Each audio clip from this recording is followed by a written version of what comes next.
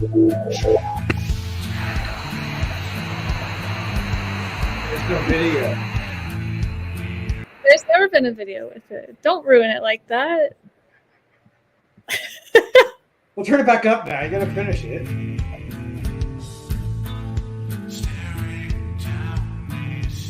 It just feels awkward because the song's playing and we're here talking. Okay. People can hear us.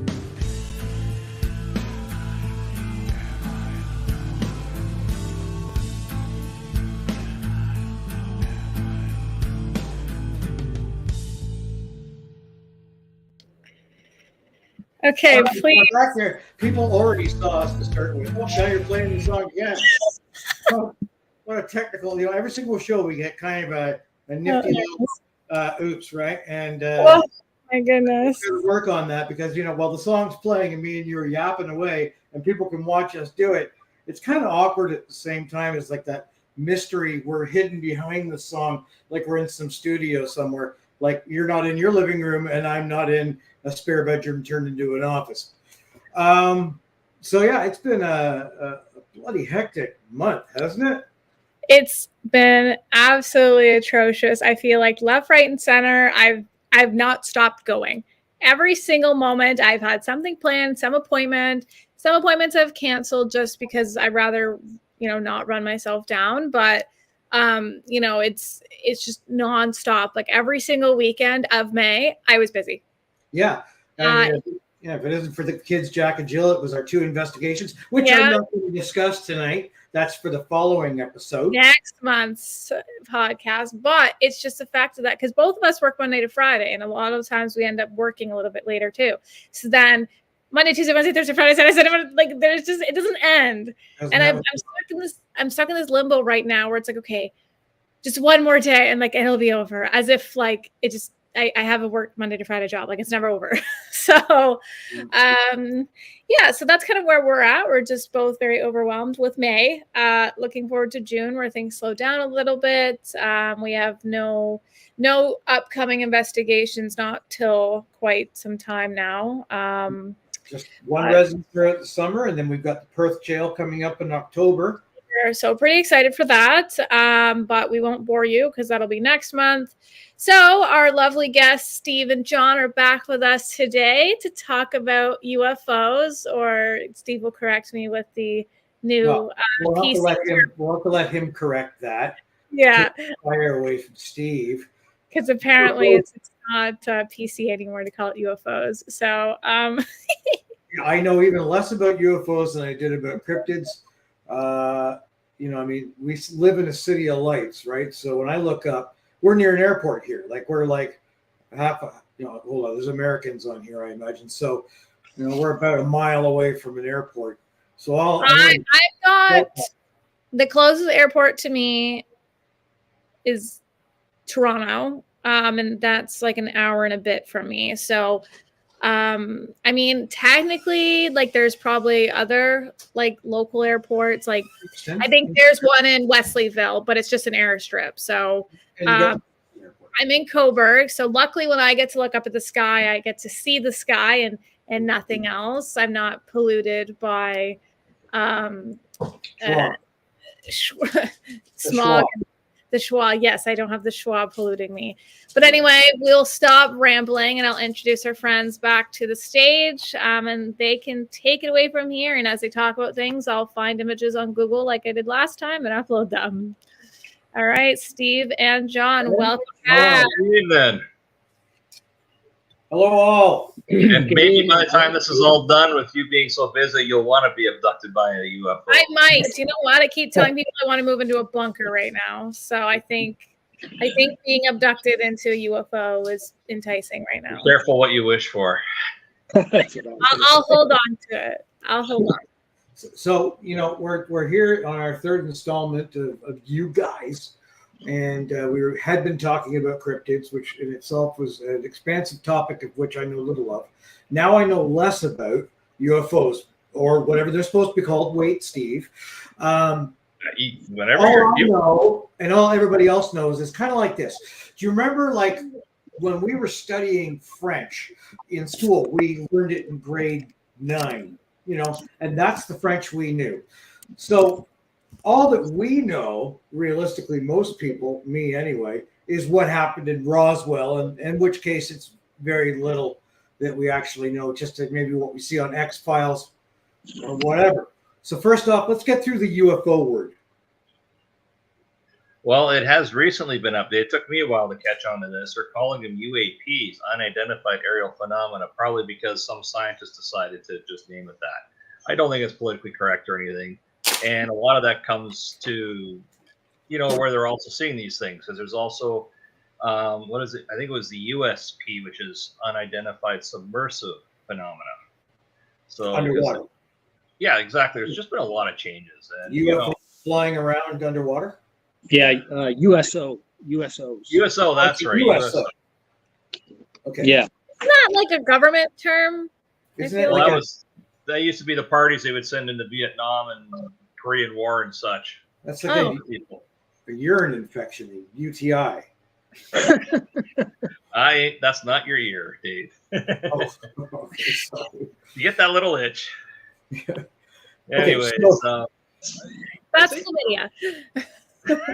It's a totally different podcast, that one. So we're talking about, like, obviously, what the hell are they called? UAPs now, UFOs, whatever term you want to call them. But Roswell seems to be what we all go to. I mean, anything that anybody ever sees in the sky, it's funny that when we have about witness statements, and they all seem to be the same shitty drawing. Everybody seems to draw the same thing with the glass dome and the saucer. Picture just one second. Yeah, you get a picture and of the little eggy man with the big eyes. Oh my gosh. And people get sent up there and they have sexual things done to them and have violence. Yes, that's always what I hear. It's always they're like, captured and they wake up and like they're having an operation done on them and they've been, had sex with. Well, there's a lot that goes with this. I mean, I guess the first comment I want to get across is a lot of people don't believe in this stuff. And this is when I look at them and say, clearly you've never farmed. Picture a 30-acre field. You have planted with oats. And what are the chances only one seed is going to sprout? It's so small I can't even tell you the number. That is basically the probability that we're the only life in the universe. Oh, at this point. I mean, and the other thing we have to be careful of is we always put on this life as we define it.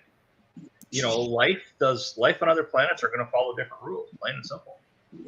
Yeah. And Roswell is probably the most well known. There it is. Roswell is probably the most known one in recent history, but I mean, even during the World War, they had the Foo Fighters, which no one could figure out what they were. And a damn good band. Yeah. I mean, can we also talk about, and this is the end with all like the major actors, they're all, you don't really quite see the UFO, but they, depending on if they're good or whatever, they're all casted into the light and sucked up there.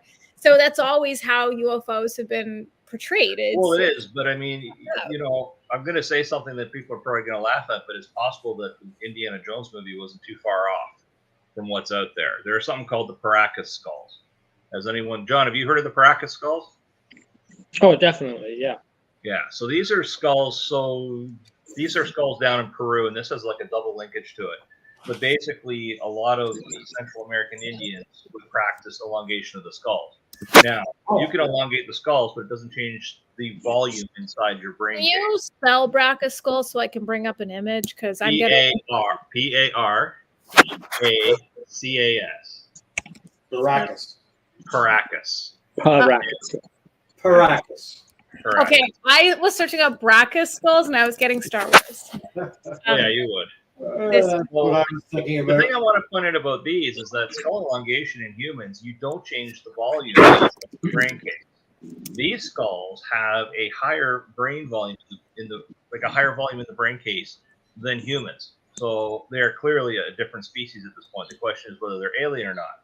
And if you followed along, these skulls came out of Peru. In Peru are also the famous Nazca lines. The Nazca lines have been around for some of the oldest ones, I think, are about 2,500 years old. And those could only be seen if you are above them. They weren't even discovered until planes were flying over them. So what are their reasons? Why were they there? There we go. Oh, The elongated skulls, and of course that is a reference back. If you think back to the crystal skulls from the Indiana Jones movie, that did not go through the fridge. They were elongated. So the whole thing is that may be our evidence right there of aliens at least visiting us in the past. funny, when looking at the skull there, it actually doesn't, it has humanoid look, but looking at the bridge there, there's no sinus. There's not the same kind of sinus anyway. It just looks, and if I remember correctly, the human volume in the brain case is about 400 centimeters cubed, and these get up to 650. And that you can't take that. You kind of like, if you think of like the traditional alien that everyone always talks about, they've got the huge brains. You can actually see that in the left one. You know, it's that big room for that giant brain. Well, Dave and I remember them as the cone heads. mm-hmm. The cone heads. Yeah. Yeah, accurate. So, I mean, I'm always looking for evidence on stuff, and that's one of the things I point at is, and you are not allowed to touch the skulls. They have not pulled any teeth for DNA analysis or anything because they're not allowed to. In fact, a lot of them are hidden away where you can't see them, and they found quite a few of them. So, yeah. Another unique feature too is the satur. I can't say it. Satur or suture. the brain where your skull plates actually fuse together. These ones are different, or sometimes even missing altogether. So from an anatomical perspective, for sure, there's an absolute difference in the actual skull structure itself of the bone, too. Yeah, the way it comes together. So then either we have a new, so it's either new humanoid or it's an alien. Pick your choice. And isn't there one that's also like a small, like a baby? They call it like the star child or something, where it's like a weird, real oval shaped type of skull. I haven't heard of that one, but I mean, if you look at a fetal skull, it often looks like an alien. Yeah, look it up. There's one, I'm pretty sure that's what it's called, the star child skull. Another like unusual thing, and it doesn't seem to be a genetic sort of mutation because this child survived Look at long enough to make it to, I think, like 5 or 6 years old. Yeah. So, but definite deformation of the skull. now, what's the longevity of some of these reputed aliens or reported aliens? Like we're talking, like, we lived, 72 to 80 some odd years. What is there any discussion on that particular topic? Well, I think that's hard to say because I don't think we're necessarily just talking about one type. Right. There's obviously and most probably several different types of ETs, and we're assuming a lot as well because we don't actually know where they're from. They could be actually from Earth or from within Earth, Right. or interdimensional. They could be time travelers they could be us evolved from the future and have traveled back in time, and they're just their anatomy is evolved because of natural factors that have changed their anatomy. But isn't this in itself the same kind of argument one might use for Bigfoot in the way that, we can't prove anything for this because of the fact that they're of a different evolved life that we couldn't imagine. Therefore, we can't physically have any kind of evidence towards it. This is why we have. It's like an ant would be to a human, like we are to an alien. Right. So, we just have no concept of what it actually is. And it comes down to the same thing with your paranormal studies, Dave. It's hard to get scientists to do anything with it. And that's the connection between all this. Yeah. Well, I mean, and I discussed on most investigations the fact that, I think typically also in my field of study, they tend to think that it's a humanoid, most often translucent, transparent, whatever type figure. And I always kind of thought, like, what if when you pass on, if extra life or beyond life exists, that you're not like, you know, the size of an atom, or you're an electrical impulse, and that, you know, there is a physical body. Oh, You're it's just energy, right? I look at it as disembodied energy, plain and simple. Right. I mean, energy can't be created or destroyed. It's just transformed. I mean, I remember they did studies where someone died on a weighing table and they lost weight. Within about 5 seconds of death, there was minor weight loss. And they're like, okay. Yeah, I've heard that's that. interesting.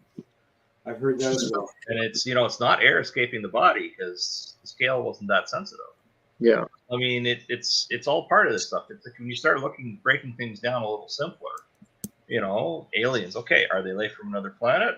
From the past, present, future? Are they from inner Earth? Are they from the moon? You know, and then you get into unknown species. We simply cannot. There you go. There's the Star Child. It took me an eternity because my laptop was an issue. That almost looks like the recreation of that reminds me of that aging disease. Where Progeria. Yeah, that's what that reminds me. Yeah. For whether or not but that's the case, I don't know. Yeah, I'd have to look back into it, but I think that it's not what it is, and that's why it's sort of special. No, This is the hard part. So what I could see in the photos is that some of them is linked to, like, some of the photos and the skulls were related to like medical health journals, then some of them were relating to like crypto alien star child discoveries. Either way, So I think what's interesting is that, you know, all these things are kind of tied together with this sort of mystery of, you know, we don't actually really seem to have anything really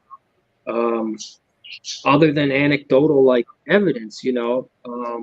But honestly, other than like with the alien thing, you know, we specifically can really dive into the UFOs and sort of try and look at it from you know, a scientific, a mechanical type perspective, and not as well as sort of a historical perspective. And I think sort of combining those things together kind of gives us more of a tangible thing to work with in understanding the mechanics of what's going on and the physics behind it, because they you know, the paranormal, the cryptid, and the UFO thing all seem to exhibit these hyper type physics that are sort of just out of reach of our capability at the moment. I don't know if I would say it's out of our reach, John. I would say it's more or less the mainstream refuses to look at it. Yeah, we don't really know what we have, right? There's not many scientists out there. I mean, if you take a look at the number of famous scientists, say between 1500 and now, there's less than 100 that you were taught about in school out of how many billions of people, right? You know, and you know, look at recent. What was it in the last 10 years? Stephen Hawking. It was shown that he was wrong about Einstein stuff, and Einstein was actually right. Mm-hmm. And Stephen Hawking was supposed to be one of our most modern, brilliant ones. But I always look at it along the lines of we don't know exactly everything. If we did, we wouldn't be stuck on this planet. I mean, scientists, for a large part of it, are really kind of, I'm not going to say the word pseudo because that would be insulting to them, but like really, they are just tossing around theory, right? Theoretical. I think you're being generous. Right. I don't. I have a lot of friends there. Yeah. But yeah, I think you're right in that respect, in the way that like all we could do is kind of toss around these theological ideas and theoretical ideas, and we don't know, and there's nothing hard proof on anything. That's why I never use the word proof. Evidence to support, possibly, but the word proof is pretty. It's pretty damning, frankly. And you're right about the whole like when you talk about UFOs. I wanted to do a show on UFOs like 6-8 months ago, and trying to find somebody to come on the show and talk about it that's an actual authority on it is, like, believe it or not, bloody impossible. You know, I would go to the MUFON organizations, right, and nobody wanted to talk. They really don't. They're very tight to their collective. You know, a little cohort group, and that's that. But of course they are. They like to sit at the bar and just make stuff up. I mean, my whole experience with academics, this is why none of this is going to go forward until thoughts change, is that you put 30 academics in a bar, you're basically doing daycare. No, I'm serious. No, Most I academics are. Not only that, but I mean, too, things like, MUFON, is, it's probably the number one well-known, Yeah. UFO reporting sort of thing out there. I think it's probably highly likely that it's probably been infiltrated by, certain actors to, dictate a certain story. So let's look at this. So let's look at UFOs. I kind of like to start, going back, sort of as far back as we kind of have written word. Well, I guess biblical would be really the first account, but that's sort of where I start, because I find it very interesting, sort of some of the things that are, in the Bible that talk about, what we would sort of interpret in modern times as UFO, but the way they sort of word it metaphorically back then to explain it to simpler minds is sort of very interesting and makes it very mystical and magical. And so I'm don't know if you guys are all familiar with the story of Ezekiel's wheel. It's familiar. I've never read It's it. like refreshment. So Ezekiel's, the story of Ezekiel basically is he had some sort of divine contact from the heavens. These angels came down, and he gives a very, very, very detailed description of what they look like and how they maneuver. They're depicted, he describes them as looking like brilliant wheels within a wheel. Metallic type wheels within a wheel. So you can sort of think of like a gyroscope, rings sort of a deal. And within it, this sort of entity that has four faces. A man's face, a lion's face, an eagle's face, and I can't remember what the other one is, but it has the legs as well of, I think, a steed or like a hoofed foot, and these things fly and do all kinds of crazy stuff. So that, that's to me right off the hop is like, what is going on there?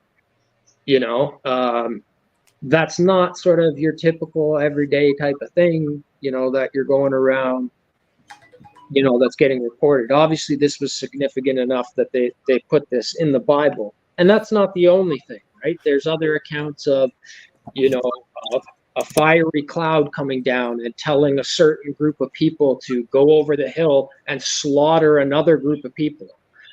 To me, that's not a peaceful, just God, that is to me a higher intelligence using these simple-minded people as pawns to work out certain land disputes for territory.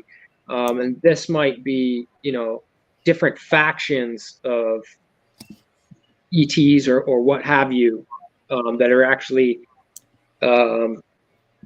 intervening in what's going on with the humans at that time.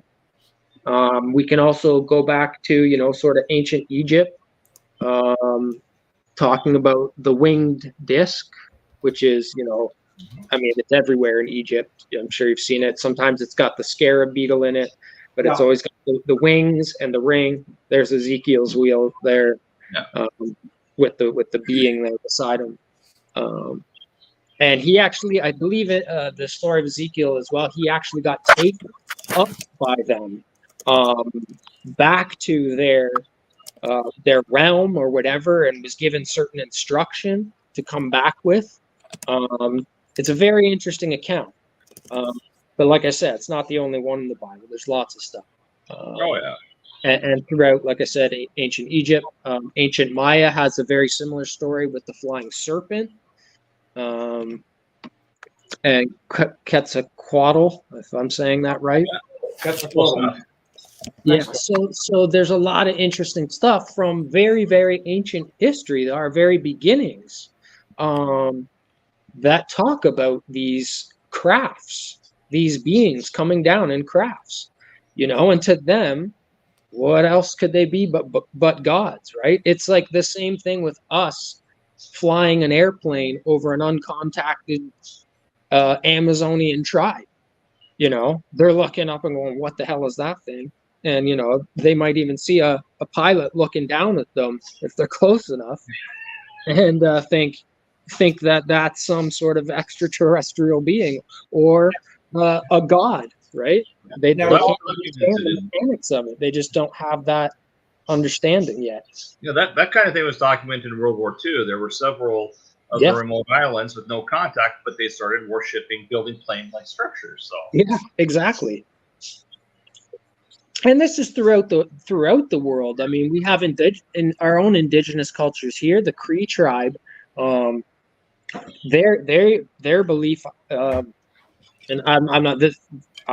Please correct me if I'm wrong, anybody, because I'm not saying I know anything. This is just regurgitated stuff I've Googled and whatever. So I'm just going off the fly. But the Cree tribe believes that their origin comes from the Star People. As well as I think there's probably several other indigenous tribes within North America, South America that have that same belief, as well as in Asia and Africa. We have like the Zuni and Dogon tribes in Africa, and they talk very openly, like that's their belief, is that they are descendant from a certain group of astronauts that came here. Yep.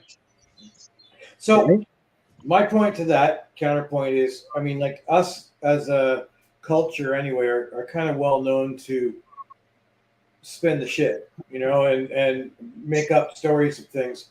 What do we not think that maybe, a Latin culture going back, 1,000 years ago, they weren't doing the same thing, sitting around a fire talking about the, silver phoenix in the sky that's dropping people out of it or creating little villages or whatnot. I mean, it creates stories of lore.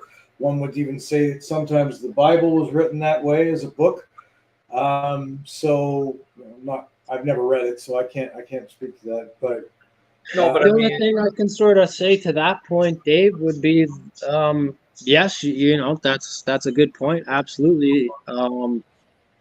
But the issue, I guess, would be that the story has continued even into modern times, and we have the technology now to actually document it, with video footage, with all kinds of instruments, radar, and things like that. So they seem to be slowly releasing some of that film footage and whatnot from the Air Force and et cetera, of what they've caught. So I wonder where that's going to go.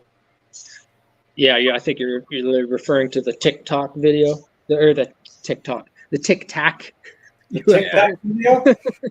Yeah, I'll have to look for that one. I think I saw.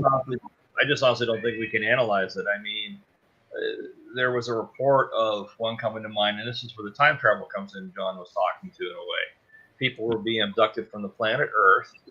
They were being taken to different planets in the solar system and outside the solar system, worked as slaves until they were about 20, and then they were returned back in time to about a second after they were taken.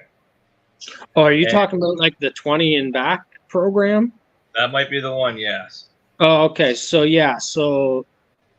basically a breakaway civilization. I think that originates from sort of the Nazi World War II regime, and basically I think Antarctica, building sort of the bases there, New Schwabenland. No, this was an entirely different one. This was a witness who went through. Now you have to be careful on this hypnotic regression, and he spoke about his times on these different worlds doing stuff. Right. So yeah, that's what I'm talking about. But the program itself originating from basically the Nazis escaping to Antarctica, building a New Schwabenland there, and continuing their regime and building this Third Reich of higher technology. I mean, all of our rocketry came from the Germans. all of our space travel that we've done so far has come from the Germans. But this was supposed to be. And It was a reptilian species. Developed enough technology to break away from Earth and start an off-world civilization that's very advanced. And so the program nowadays recruits, people in military and stuff, and does this time travel, what they call 20 and back. So they take them, time travel them, and they go and spend 20 years in the military off-world on another world, doing active military service. And that could be in the future, I guess, not necessarily just off-world.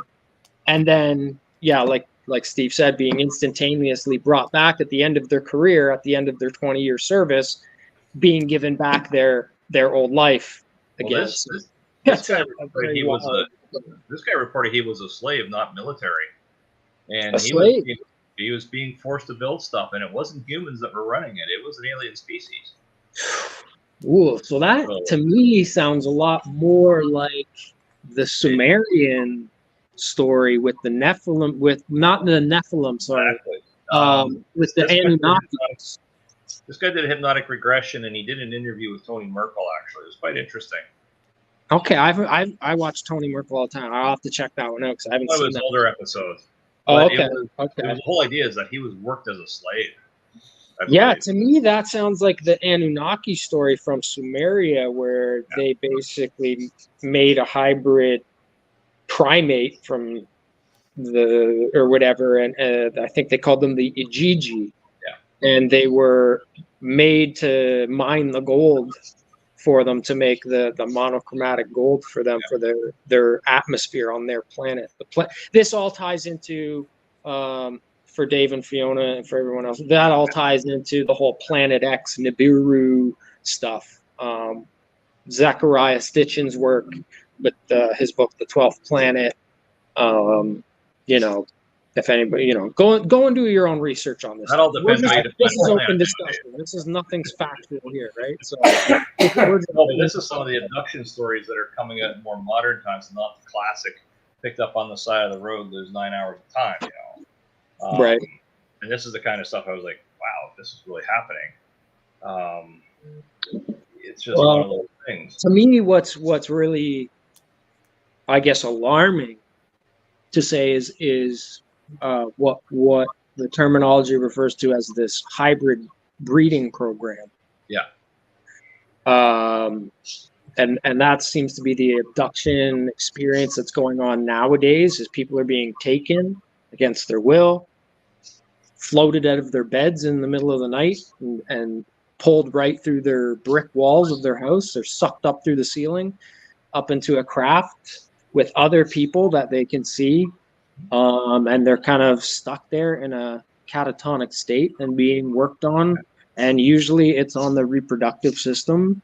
There's a lot of very terrifying stories out there. You hear about the physician that was removing implants from these abductees? There was a documentary about that. He removed the seventh patient or something. Yeah, something like that. Something like that. Yeah, with all the little, almost like little trackers being implanted on all these people. Yes, and then sometimes they would actually move out of the way if they didn't want to get extracted. It was another Tony Merkel thing. He's really into that stuff. So if you want to listen to that kind of stuff, that's where you find it. Yeah. There's that documentary on it too, and I think they even have Stanton Friedman in there a little bit. Probably. He's probably, in my opinion, the number one guy out there that would be your world-renowned Nobel Prize-winning type physicist that openly would talk about this stuff. I was actually listening to a bunch of his stuff recently, and he makes a lot of sense with what he says. So, but yeah, there's a lot going on right now. Yeah. We just had, even in the last couple of years there, it kind of might have fell out of your memory, but Canada, we just shot down some sort of unknown craft, I believe, over Alaska, Yukon. And, yeah. The balloon What was that last year? No, not the balloon. This was after the balloon. The balloon was over the States. Yeah. And I believe there was actually more than one craft that was shot down. And that's all that was reported. Nothing else has ever been. It was pretty thin on details. It was thin on details. Yeah. So we've heard nothing, right? So my next thing is, because obviously people, if they're watching this, and this is like my question, because frankly, I don't know what the hell to do with it, but where do I go to see, and what do I take to track? Like, what kind of equipment do I need? And like, really, where's the hot spot here? You know, I'm in Oshawa. People don't really want to be in Oshawa. Well, there's a chance you have at least 2 hotspots near you. There's an observation that a lot of this activity picked up after nuclear weapons were introduced to the world. And there's this correlation between these things showing up around nuclear power stations. Oh, great. Pick your choice, Darlington or Clarendon. Or Pickering, sorry. Well, I mean, it's like the Area 51 raid. Like, what was it, a few years back? To me, Area 51 is just advanced technology. I mean, that's where the right, but because everyone's got this idea that Area 51's like this hotspot for alien activity, did the huge raid, I think it was, what, 3 years ago now? I remember. They were arrested. Area 51 is like Waverly Hills to ghost hunters, right? They all think it's amazing until you go investigate it and realize that it's just a big effing building and it's just more about cost and nothing happens. I would put my bets on there is another area. I don't know the number off the top of my head that's where any technology is stored, as well as there is a secret U.S. military base in Australia. So it's one of those 2. Yeah. And I'm not talking Pine Gap in Australia either. I wouldn't take Antarctica off that map either. I mean, every major country in the world seems to have an invested interest in keeping that place private for the government and military sort of operations that are going on and research. Yeah, and they've gone so far as they now have a Facebook group where they post daily things from Antarctica, pictures and everything. Yeah. I love it. I love it. I'd love to go there, man. I'm fascinated with Antarctica. I think it's cool. So cool just that we have this whole continent that's frozen under this ice that they know was probably tropical, thousands of years ago. Well, it was. I mean, there's God knows what's under that ice, right? I mean, there was the Peary Rice map, which showed Antarctica with no ice. And it absolutely, and it was actually 2 islands. It wasn't one big land chunk.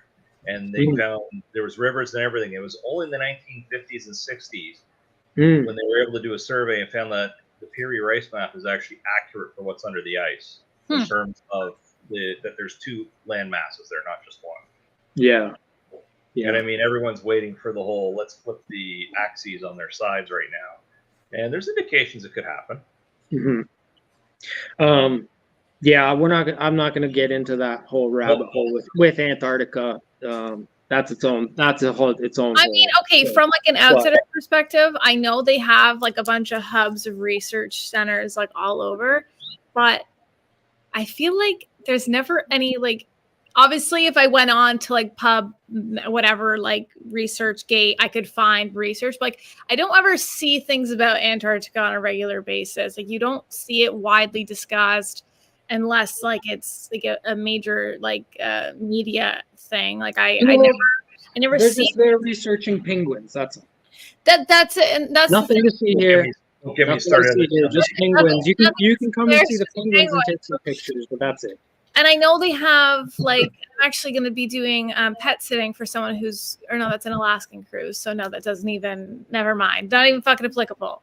So that like. You just don't know anything about Antarctica. And yeah, okay, they've got their penguins and they got their polar bears and the ice is melting, whatever. But like, not whatever. But it's just like, I just never seem to know anything about Antarctica. Well, I keep thinking they found the City of the Dead down there, like that book by that occultist. Remember his name, Dave or John? He always talked about Cthulhu. You know the guy. Oh, yeah. Tip of my tongue. Yeah, I keep thinking that's what I know you're talking about. Yeah. Sort of like Dante's Inferno. Yeah. It's it's a H.P. Lovecraft. That's right, H.P. Lovecraft. That's Lovecraft.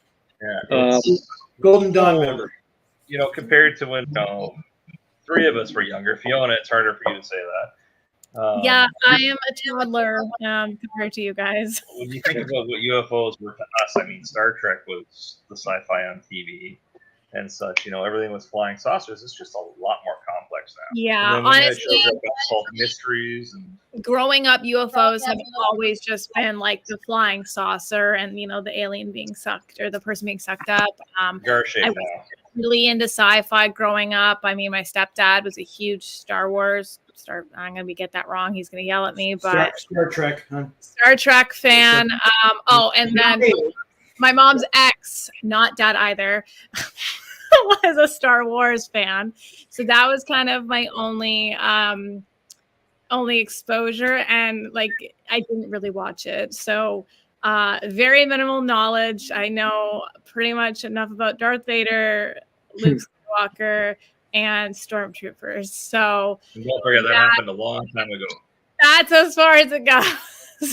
Well, those are probably more reality TV than actually fictional. But sorry, Dave, you I just wanted to get back to your sort of question. What do you bring? You know, to document. So this has been sort of brought to the forefront in this field in the last little while with certain players that are big names in this subject. But it would seem like, yes, like Steve said, they seem to have a vested interest in our nuclear capabilities, and that seems to be a hot spot. But also it seems to be sort of a psychic connection, and that you can summon these things on command if you're open and willing. Right. And this goes into the SETI research, CE5. I actually have a version of their app on my phone. So they use night vision camera, and it's basically intention. And they have sort of not rituals, but a small sort of processes for certain types of interaction that you're looking for. And they seem to get them, and they seem to be able to document them. They have there's a ranch down in the States somewhere. Off the top of my head, can't remember exactly where. Ranch or Starlight? No. This is played by UFOs. Yeah, it's like a UFO strictly thing. And there's another guy, an older sort of guy. He's kind of a hippie. I forget his name, but I think he's the owner of the ranch. He was sort of the one that really sort of brought this research and his interaction and contact forward, and invited other people to come out to his ranch, and he's opened it up to the public. You can go down there and hang out with him, and you know, they seem to be able to summon these things and have all kinds of crazy interaction and be able to document it. You can check it all out on YouTube. I'm sure if you Google it and look it up. I got Google up here right now, so I'm just going to in the background try and pull it up just so I can actually get his name. But yeah, you don't actually seem to have to be anywhere, or anytime. It seems to be if you're willing and open, you can contact these things. And this again seems to tie into cryptid and paranormal with, you know, it's psychic and it's physics that we don't understand, or we don't have the abilities for. Yeah. So we got. I'm sorry, Steve. Please go ahead. You know, if I was to put together equipment to do this, I would first of all have a green laser pointer that was about 500 milliwatts, because then I can flash regular signals on it. I would also like to have a magnetometer, because chances are, if it's earthbound, the magnetometer will detect it. If it's from elsewhere, probably not. FLIR and good, you know, probably an iPhone camera is good enough to catch this stuff because of how quick it's moving. You're not going to have time to pull out anything fancier than that. You may want to have some sort of frequency analyzer. that catches all bands from, infrasound right up to ultrasound and such to see if anything's coming through. You want to do a whole analysis because you don't know. Oh, looks like we lost John. Okay, he'll come back. I know. You just don't know where these things are transmitting at. Mhm. I had this argument with someone recently about how we see things, and you couldn't get past the point. We see what we see because that's what our eyes allow us to see. We have to look beyond that. Granted. Well, I've got all that equipment except for one. So what is speaking to personal experience, John, I was just about to ask a question of both of you. You guys are both really chatty tonight, so I have to give you you do it. Personal beliefs and experiences that lend to this UFO intricacy that you have. I think that's not the right word there, but your interest in it. You must have had some kind of interrelation. Also not a good word. It makes you think like you're dating one. Involvement, No. What have you done? What's your personal belief? Where do you think it's coming from? The ground, the sky, what? And let's start with John there. Sure. I guess my sort of interest in it, as a young child, growing up, we had a cottage up north, and I was a firebug, and I was always the last one up. I'd be up till 2 a.m. I'd be 10 years old, stoking the fire, and I'd be sitting out there and just staring at the stars for hours. And I've seen a few things, nothing that someone couldn't debunk as, that was a satellite going by or anything like that necessarily. Right. But yeah, just a light in the sky moving in a, unusual fashion there's been times where, and this is something that often gets reported, is that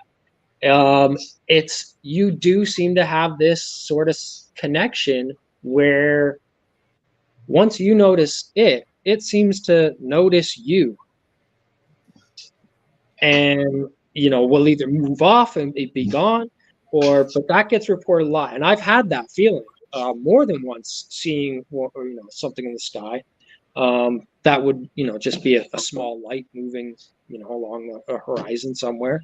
But I've had that sense.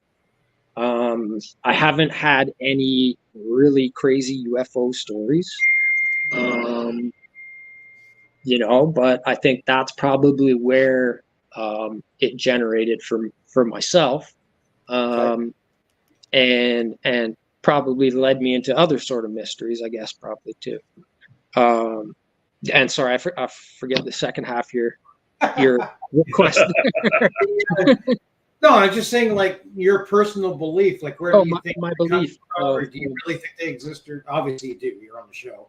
I think with the UFO experience that's going on, I think that these craft are a mix of the time traveler sort of theory, that these are us evolved and have either on their timeline destroyed the planet somehow and had to move off planet and colonize, and have time traveled back now to try and change that somehow.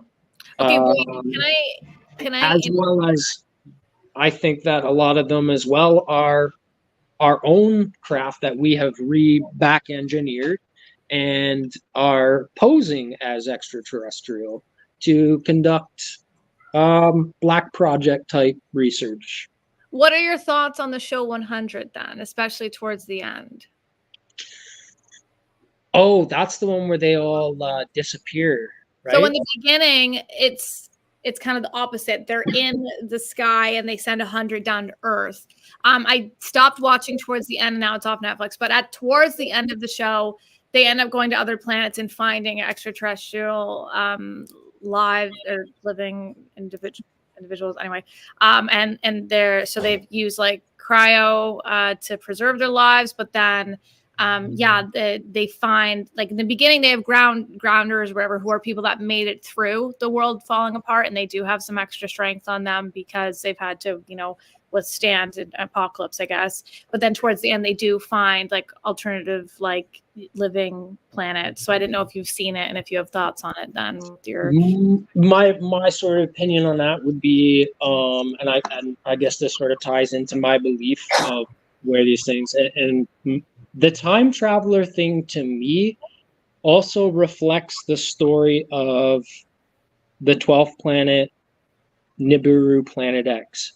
Okay. This planet that comes around, that's part of our solar system, and I believe that our solar system is probably a binary solar system. So there's two stars that are actually orbiting around each other, and they're interconnected, but they're so far apart. So the 12th planet idea that's recorded in the Sumerian texts, translated by Zechariah Stitchin, is that every so many thousand years, this giant planet, comes around. It causes cataclysms on Earth. I think that's where we get the flood story. Okay. And that they came here, obviously can travel off their planet to here, found a primitive species. I believe that, we've probably hyper evolved from a product of them hybridizing that species, because it seems like the human or Homo erectus type species that were around, suddenly there was one type that seemed to have a gigantic leap forward in evolution overnight. I don't think that can happen without some sort of intervention. And that they probably do this on other planets if they can get off of theirs. I'm not sure how they would travel, whether that's wormhole type and they can get across vast times of space, or if they can just planet hop when they're close. But if they can travel wherever, whenever they want, yeah, absolutely, they could go to other planets that are out there in the Goldilocks zones of their stars and colonize there. And I would also say that, that maybe that's what happened, but maybe that's what happened unintentionally as well. Like, and I just think of us, going to, like, say Mars, but say we go to a different planet that's out, on a different star in a different solar system. We go there and we accidentally leave some sort of genetic material trace behind, and that somehow evolves there on its own and creates its own life form and becomes its thing. And, thousands of years again, next time we come around, we go back there and see, holy crap, there's this thing here, but it's coming from us. So there's a lot out there that's, the universe is huge. So anything really is the gambit. But I think for myself, I think the Sumerian text story of the Anunnaki makes most sense. I'm going to look into that. Steve, now it's your turn. You got 7 minutes till the show is over. Fill us in with your garbage. Well, first of all, make sure you drink a gin martini when you're thinking about this stuff. Okay. Quite honestly, this all goes back to the beliefs, and I was not the type of scientist that was easily accepted anywhere I went because I was such open-minded on stuff. Sometimes I was able to jump 2 or 3 steps ahead of what I was actually doing. Like, I remember my master's thesis, I figured the whole thing out. I woke up at 3 o'clock in the morning once. It's like, oh, that's what's going on. My supervisor didn't like it, but I proved it. So to all this is stuff that regular scientists don't want to look at because they're afraid of,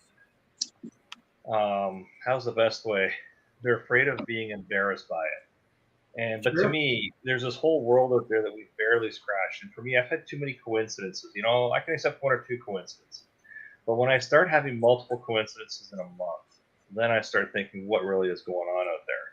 And that can be anything from I'm thinking about something and suddenly a podcast pops into mind that's showing up on my phone. I'm like, oh, I was just thinking about that. Of course, we all know Apple can read your mind, but the other day in the vineyard, I was thinking about a friend. Dave, you might have met him. He was my neighbor. We used to do the fireworks shows.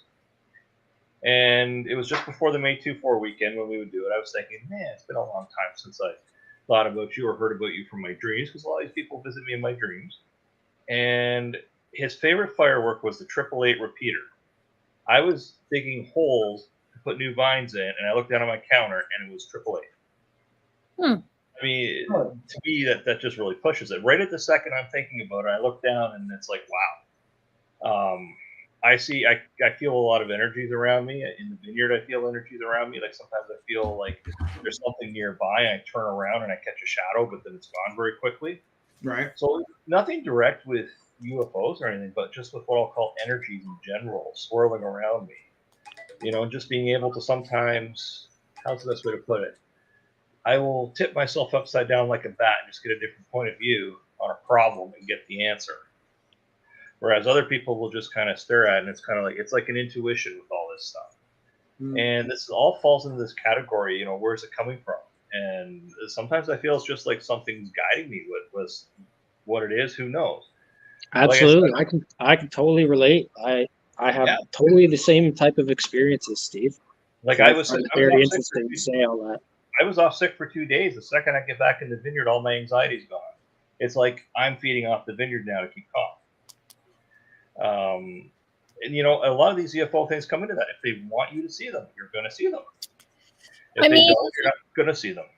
Honestly, this also can be brought back into like the paranormal world of it. I don't know whether it be hypervigilance or whatever, but like the nights that we have what would be kind of called like particularly active nights on investigation, as soon as you start noticing one thing, you're noticing everything, and like they're coming back to us. They're hitting off more trigger objects. They're setting off our EDI more. You know, we're starting to notice things way more.